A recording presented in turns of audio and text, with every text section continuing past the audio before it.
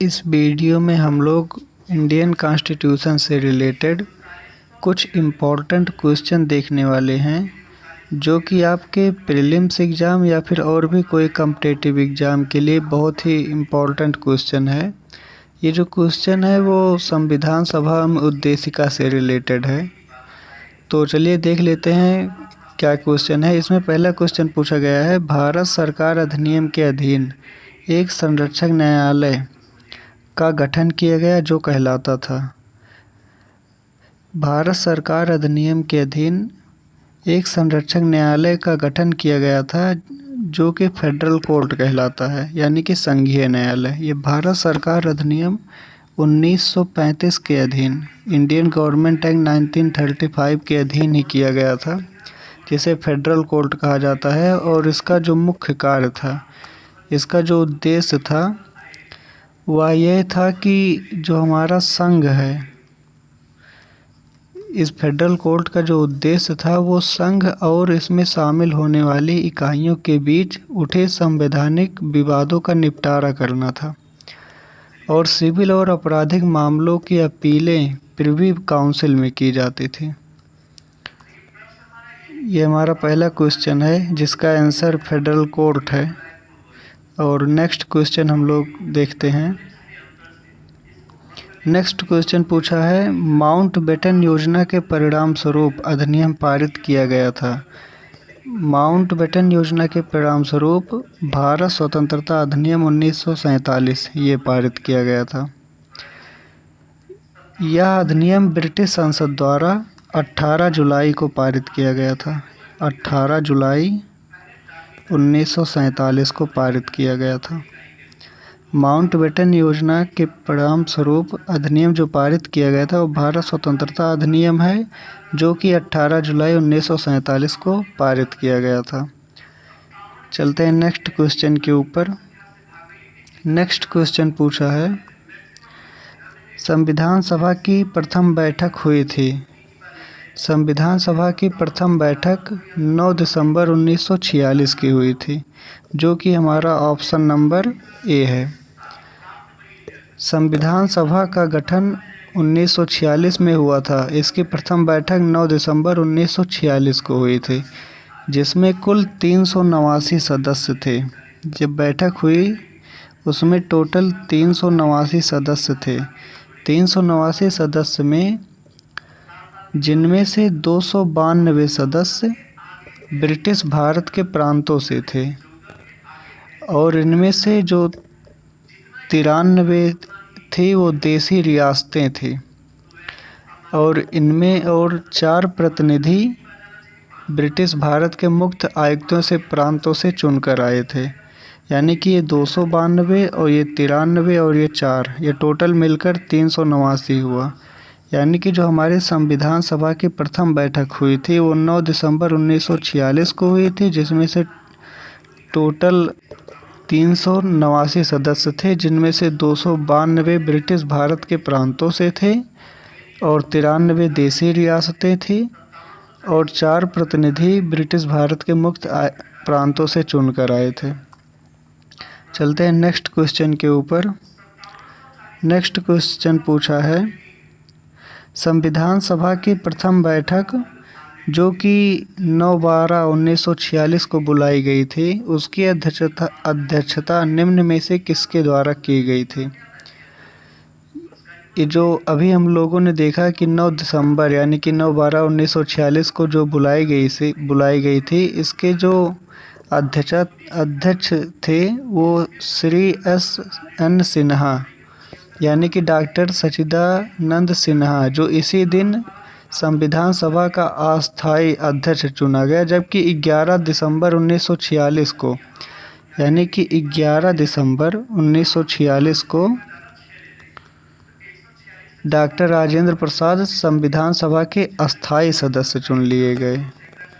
Doctor Rajendra Prasad 11 तारीख को उसके 9 के 2 दिन बाद ये संविधान सभा के अस्थायी सदस्य के रूप में चुन लिए गए थे। और ये जो संविधान सभा की जो प्रथम बैठक बुलाई गई थी उसकी अध्यक्षता में श्री एस.एन. सिन्हा जी ही थे, जो कि ऑप्शन नंबर बी है। नेक्स्ट क्वेश्चन पूछा है, संविधान सभा के सदस्य थे। संविधान सभा के सदस्य प्रांतीय विधानसभाओं द्वारा चयनित लोग थे, जो कि ऑप्शन नंबर डी है हमारा। संविधान सभा के सदस्य प्रांतीय विधानसभाओं द्वारा चयनित लोग थे। इसका सही आंसर ऑप्शन नंबर डी है। चलते हैं नेक्स्ट क्वेश्चन के ऊपर। नेक्स्ट क्वेश्चन पूछा है, संविधान बनाने वाली ड्राफ्ट कमेटी के अध्यक्ष कौन थे? संविधान बनाने वाली ड्राफ्ट कमेटी के अध्यक्ष B.R. अम्बेडकर जी थे। अगर आपसे पूछे ड्राफ्ट कमेटी का गठन कब हुआ था? ड्राफ्ट कमेटी का गठन, ये ड्राफ्ट कमेटी का गठन 29 अगस्त 1947 को हुआ था। कब हुआ था? 29 अगस्त 1947 को। 1947 को ये ड्राफ्ट कमेटी का गठन हुआ था, जिसके अध्यक्ष B.R. अम्बेडकर साहब थे। चलते हैं नेक्स्ट क्वेश्चन। नेक्स्ट क्वेश्चन पूछा है, संविधान सभा के संवैधानिक परामर्शदाता कौन थे? संविधान सभा के संवैधानिक परामर्शदाता श्री B.N. राव थे, जो कि ऑप्शन नंबर सी है हमारा। संविधान सभा के संवैधानिक परामर्शदाता श्री B.N. राव जी थे। नेक्स्ट क्वेश्चन पूछा है, निम्न में से किसने भारतीय संविधान की उद्देशिका प्रस्तावना को प्रारूप बनाया था? पंडित जवाहरलाल नेहरू जी इसके आंसर हैं, जो कि ऑप्शन नंबर बी है। पंडित नेहरू जी 9 दिसंबर 1946 को इस प्रस्ताव को प्रस्तावित किए थे। 9 दिसंबर 1946 को इस प्रस्ताव को प्रस्तावित किए थे और इस उद्देश्य का संकल्प 22 जनवरी 1947 को स्वीकार किया गया था। 22 जनवरी 1947 को 22 जनवरी 1947 को इसे स्वीकार किया गया था।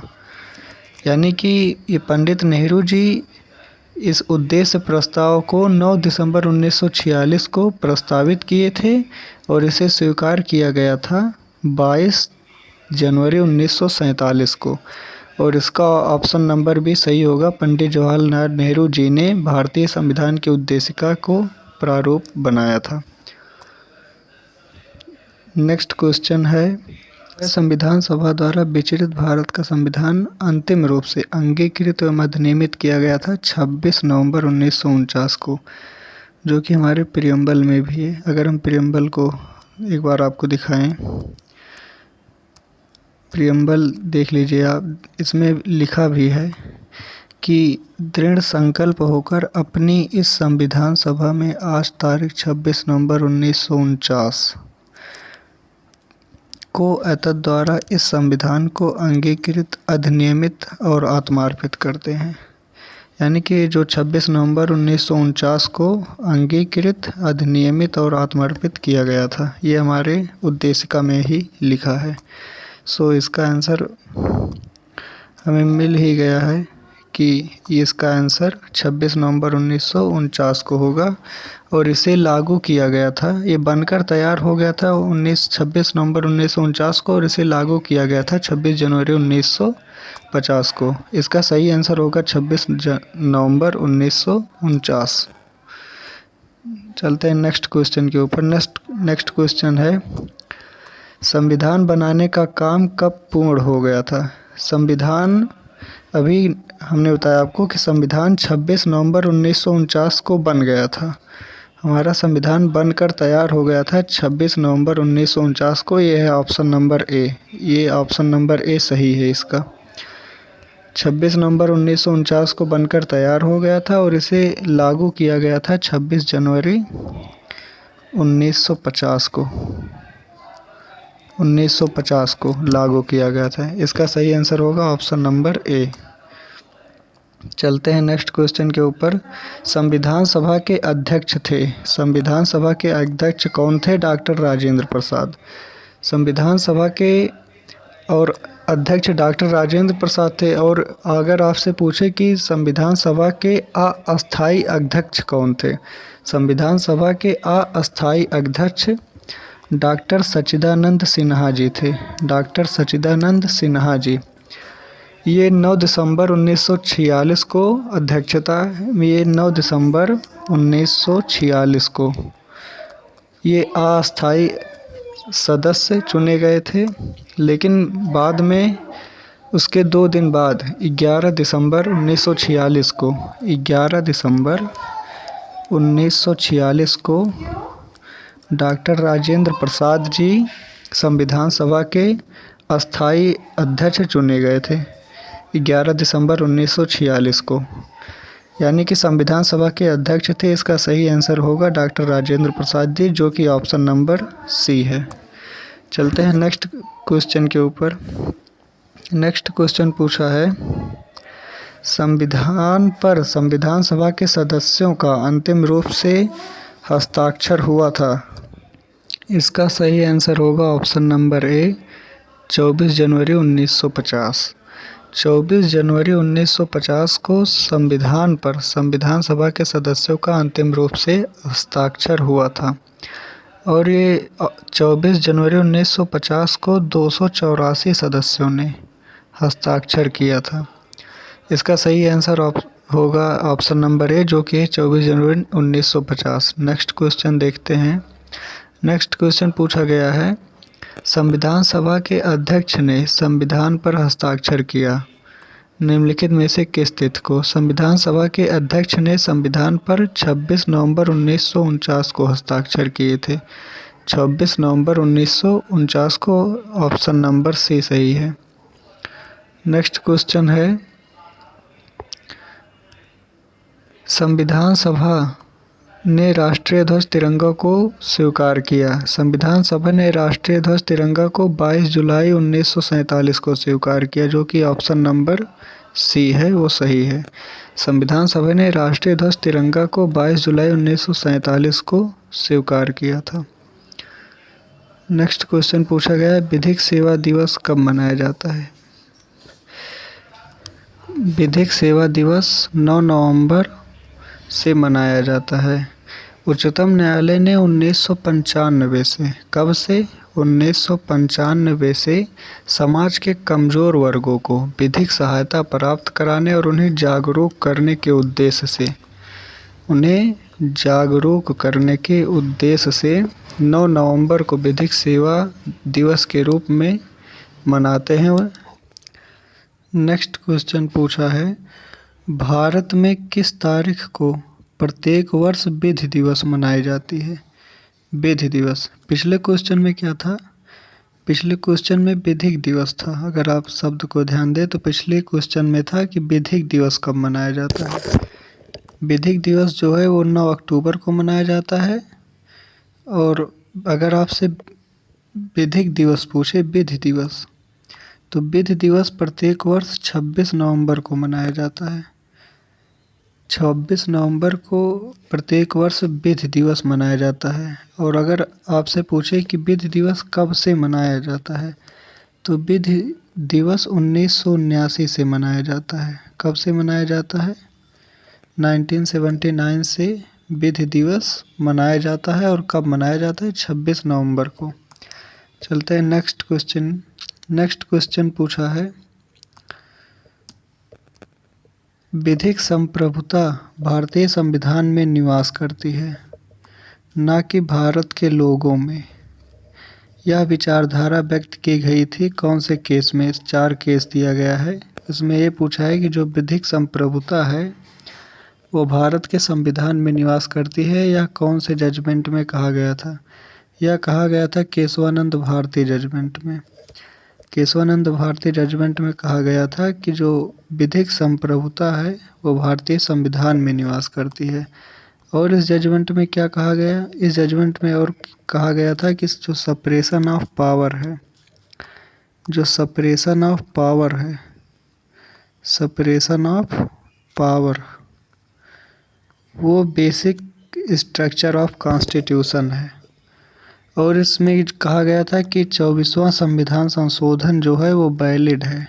ये सब Keshavananda Bharati judgment largest bench ने कहा था। 13 जजेस के बेंच ने सब जजमेंट दिए थे। बहुत ही लीडिंग केस है केशवानंद भारती, और इस केस में ये भी कहा गया था कि विधिक संप्रभुता भारतीय संविधान में निवास करती है। ये मोस्ट इम्पॉर्टेंट क्वेश्चन है। चलते हैं नेक्स्ट क्वेश्चन। नेक्स्ट क्वेश्चन पूछा है, निम्नलिखित में से किस मामले में जस्टिस हिदायतुल्लाह ने कहा कि प्रस्तावना संविधान की आत्मा है? प्रस्तावना संविधान की आत्मा है, शाश्वत और अटल। ये गोलकनाथ का मामले में जस्टिस हिदायतुल्लाह ने यह कहा था कि प्रस्तावना संविधान की आत्मा है। ये गोलकनाथ के मामले में कहे थे। चलते हैं नेक्स्ट क्वेश्चन के ऊपर। नेक्स्ट क्वेश्चन पूछा है, निम्नलिखित में से कौन संप्रभु है भारत का प्रेसिडेंट? भारत का जो प्रेसिडेंट है वो संप्रभु है। इसका ऑप्शन नंबर बी जो है वो सही है। चलते हैं नेक्स्ट क्वेश्चन के ऊपर। नेक्स्ट क्वेश्चन है, भारतीय संविधान में समर्पित है। भारतीय संविधान में पहला ऑप्शन है संविधान सभा, जो कि गलत है। दूसरा ऑप्शन है संसद। तीसरा ऑप्शन है संपूर्ण मानव समाज को। चौथा ऑप्शन है भारत के लोगों को। अगर आप वो इंडियन कॉन्स्टिट्यूशन का प्रियम्बल देखेंगे तो उसमें लिखा भी है, हम शुरुआत है हम भारत के लोग। ये प्रियम्बल हम आपको दिखा रहे हैं, इसमें लिखा है हम भारत के लोग भारत को एक संपूर्ण प्रभुत्व संपन्न समाजवादी पंथ निरपेक्ष लोकतंत्रात्मक गणराज्य। यानी कि जो हमारा भारतीय संविधान है वह भारत के लोगों में ही समर्पित है। इसके बारे में डॉक्टर अंबेडकर जी भी एक कहे थे। डॉक्टर अंबेडकर जी भी इसमें एक स्टेटमेंट दिए थे। उन्होंने कहा था कि इस संविधान का आधार जनता है एवं इसमें निहित प्राधिकार और प्रभुसत्ता सब जनता से प्राप्त हुआ है। यानी कि सब कुछ भारत के लोग ही है। जो हमारा भारतीय संविधान है वह भारत के लोगों में ही निहित है। ये इसका ऑप्शन नंबर डी सही है। चलते हैं नेक्स्ट क्वेश्चन के ऊपर। नेक्स्ट क्वेश्चन है, निम्नलिखित में से कौन सा असत्य है? इसमें क्या असत्य है देखना है। सभी ऑप्शन को पढ़ लेते हैं एक बार। पहला ऑप्शन है उद्देशिका संविधान निर्माताओं के विचार को जानने की कुंजी है, जो कि एकदम सही है। जो उद्देशिका है वो संविधान निर्माताओं के विचारों को जानने की कुंजी है, जो कि ये सही है। यानी कि ये वाला तो असत्य नहीं है। चलते हैं दूसरे ऑप्शन पर। दूसरा ऑप्शन क्या है? जो उद्देशिका है वो जनता के आदर्शों, आशाओं, निष्ठा एवं आकांक्षाओं को सम्मिलित करती है। ये भी ऑप्शन एकदम सही है। जो हमारा प्रियम्बल है वह आदर्शों, आशाओं, निष्ठा की आकांक्षाओं को सम्मिलित करता है। नेक्स्ट जो ऑप्शन दिए हैं, जो उद्देशिका है वह संविधान निर्माताओं के आशय एवं संविधान के उद्देश्यों को सम्मिलित करती है, जो कि एकदम राइट है, सही है। और ऑप्शन नंबर डी क्या है? संविधान की उद्देशिका का कोई महत्व नहीं है, जो कि ऑप्शन गलत है। संविधान की उद्देशिका का कोई महत्व नहीं है, ऐसा हो ही नहीं सकता। यह संविधान के परिचय से अधिक कुछ नहीं है। ये ऑप्शन नंबर डी गलत है आपका। यानी कि इसका सही आंसर होगा ऑप्शन नंबर डी, ये असत्य है। चलते हैं नेक्स्ट क्वेश्चन। नेक्स्ट क्वेश्चन है,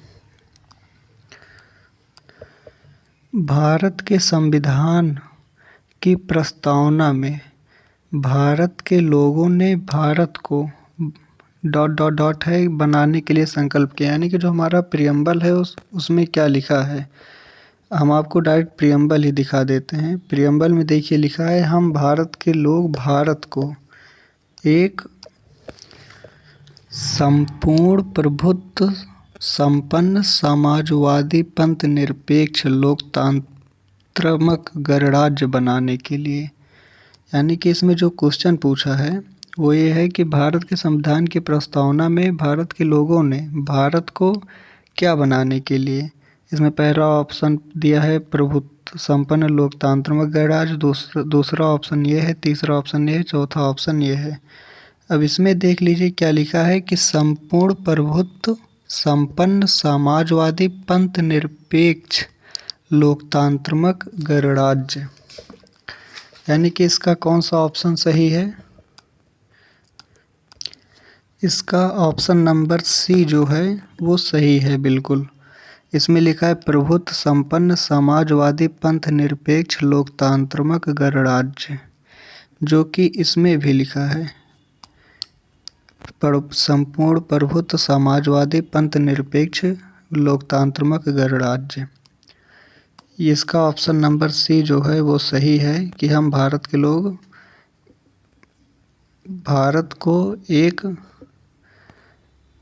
संपूर्ण प्रभुत्व संपन्न समाजवादी पंथ निरपेक्ष लोकतांत्रिक गणराज्य बनाने के लिए उसके समस्त नागरिकों को ये जो है social economic and political justice है और भी है, इसे आप देख लीजिएगा।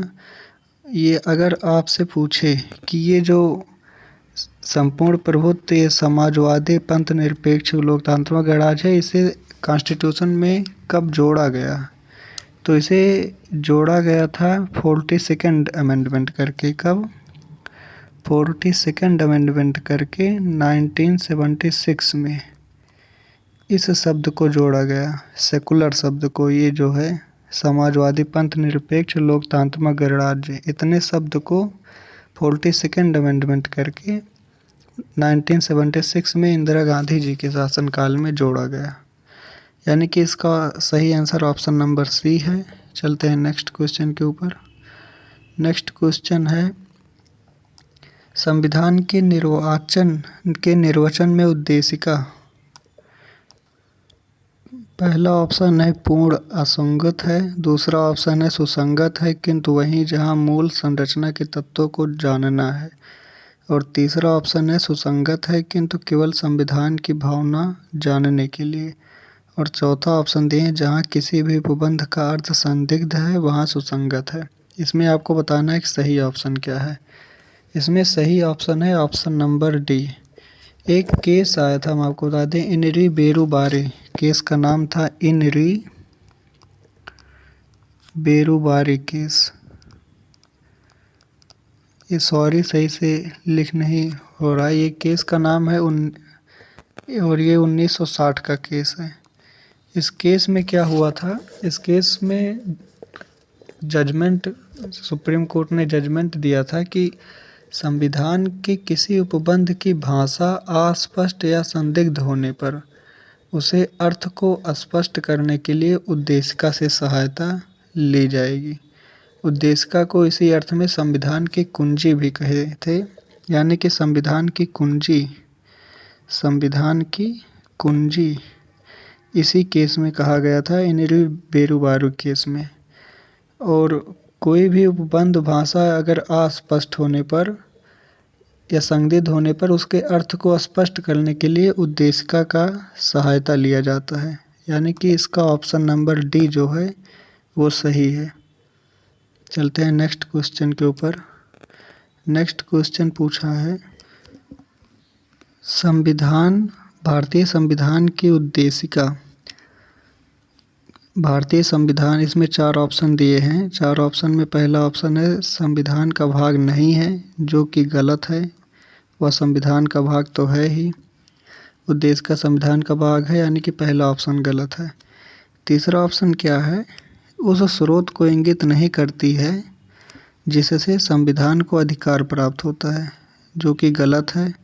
यह स्रोत को इंगित करती है, यह भी ऑप्शन गलत है। चौथा ऑप्शन दिए संविधान निर्माताओं के मस्तिष्क को खोलने की चाबी नहीं है, ये तो बिल्कुल गलत है। अभी हमने आपको बताया कि इसकी चाबी है नीरू बेरुबारी केस में, यानी कि ये भी ऑप्शन गलत हो गया। चौथा भी, ये भी गलत हो गया।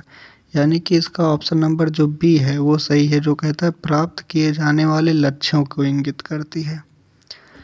भारतीय संविधान की उद्देशिका प्राप्त किए जाने वाले लक्ष्यों को इंगित करती है, जो कि ऑप्शन नंबर बी है वो सही है।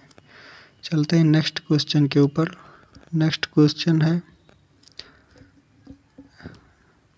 आप उद्देशिका से क्या समझते हैं। ये जो क्वेश्चन है वो ये सब जो क्वेश्चन है वो उद्देशिका से ही रिलेटेड ज़्यादा क्वेश्चन है, तो इसमें प्रियम्बल से रिलेटेड ही ज़्यादा क्वेश्चन पूछे गए, संविधान सभा और प्रियम्बल से रिलेटेड। तो इसमें भी क्वेश्चन है इसी तरह की, और जो वीडियो आप हमारे देखेंगे तो शुरुआत ये प्रीलिम्स के जो क्वेश्चन है ये हमने पहले वीडियो बनाई है। इसी तरह जो शुरुआत किए हैं हम प्रियम्बल और संविधान सभा से किए और प्रियम्बल से किए। पहले संविधान सभा से रिलेटेड जो क्वेश्चन थे हमने उसे बताया। अब आ गए हैं हम प्रियम्बल पर। प्रियम्बल से रिलेटेड जो क्वेश्चन बन रहा है हमने वो आपको बताया। इसी प्रकार हम और भी पूरा संविधान को कवर करेंगे। तो चलिए देख लेते हैं प्रियम्बल से और क्या क्या क्वेश्चन बनता है। प्रियम्बल से क्वेश्चन बन रहा है कि आप उद्देशिका का क्या अर्थ समझते हैं। उद्देशिका का अर्थ संविधान के प्रमुख उद्देश्यों का वर्णन, प्रस्तावना एक परिचयात्मक कथन है, और तीसरा ऑप्शन है संविधि के निर्वाचन का आंतरिक सहायक है, और ये सभी। तो जो हमारा प्रियम्बल है, जो हमारे संविधान का जो प्रियम्बल है वो एक परिचयात्मक कथन है। सिर्फ वो एक परिचय कराता है कि संविधान के अंदर क्या क्या लिखी है, उसी से रिलेटेड परिचय कराता है। तो ये जो ऑप्शन नंबर बी है वो सही होगा। चलते हैं नेक्स्ट क्वेश्चन के ऊपर। नेक्स्ट क्वेश्चन पूछा है कि न्याय, सामाजिक और आर्थिक और राजनीतिक शब्दों का प्रयोग संविधान में हुआ है, ये हमारे उद्देशिका में हुआ है। न्याय, सामाजिक, आर्थिक और राजनैतिक शब्दों का प्रयोग, ये justice, social, economic and political शब्दों का प्रयोग उद्देशिका में हुआ है। एक बार हम आपको दोबारा उद्देशिका दिखाते हैं। देखिए यहाँ पे लिखा है हम भारत के लोग भारत को एक संपूर्ण प्रभुत्व, समाजवादी, पंथ निरपेक्ष, लोकतंत्रात्मक गणराज्य बनाने के लिए तथा उसके समस्त नागरिकों को सामाजिक, आर्थिक और राजनैतिक न्याय, ये शब्द प्रयोग हुआ है। सामाजिक, आर्थिक और राजनैतिक न्याय। और यहाँ क्वेश्चन भी वही पूछा है कि क्या प्रयोग हुआ है। न्याय, सामाजिक और आर्थिक, न्याय, सामाजिक, आर्थिक और राजनैतिक शब्दों का प्रयोग प्रियम्बल में ही हुआ है। तो ये कुछ इम्पोर्टेंट क्वेश्चन थे और इसी तरह हम कवर करेंगे। हमने बताया कि पहले जो हमारा संविधान सभा एवं उद्देशिका से रिलेटेड जो क्वेश्चन है वो हम आपको कवर करा रहे हैं। इसके बाद जो हमारा मूल अधिकार है, उसके बाद जो हमारा फंडामेंटल ड्यूटी है, संघीय विधायिका है, आपातकालीन जो उपबंध है, ये जो है सब क्वेश्चन आपको कराया जाएगा। इसमें सब इसी तरह सब देखा जाएगा। जो प्रीलिम्स से के बेस पे या फिर और भी कोई कॉम्पिटिटिव एग्ज़ाम आप देना चाहेंगे तो उससे बहुत ही इम्पोर्टेंट क्वेश्चन ही यह सब रहेगा। तो इसी तरह की और वीडियो पाने के लिए आप प्लीज़ चैनल को सब्सक्राइब कर सकते हैं, और बाकी आप लोग अपना तैयारी करते रहिए। बहुत बहुत धन्यवाद।